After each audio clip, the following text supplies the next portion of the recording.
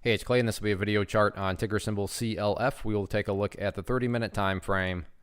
Real quick, what do I mean by 30-minute in case maybe you're new to charts? Instead of each one of these candlesticks here representing 1 day's worth of price action, which is what you would normally see, each one represents 30 minutes. So while this here may look like several days worth of time, it's actually today's price action broken down into 30-minute time slices.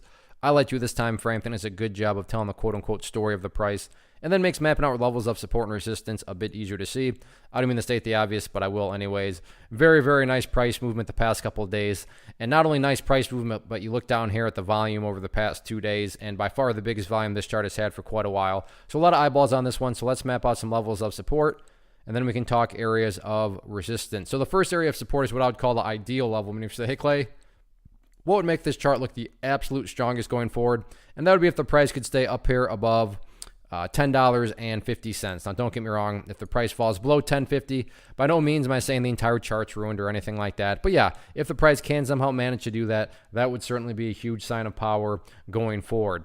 Taking a step back, looking at things from a bigger picture type viewpoint. So this definitely assumes you have more of a broader term time horizon on things. But that's where the purple line comes into play, the famous 50-period simple moving average. Keyword being moving. As time goes by, that line is going to move itself higher and higher. So a very basic yet extremely effective way to judge the health of the move, this right here being defined as quote-unquote the move, just watch that purple line. As long as the price can stay above that line, as the line itself moves higher and higher, then the bulls are in full health, the bulls are in full control, however you can best visualize that. Again, yeah, staying above 1050 would be great, but grand scheme of things perspective, as long as the price is above that purple line, the bulls 100% own the chart. What about levels of resistance?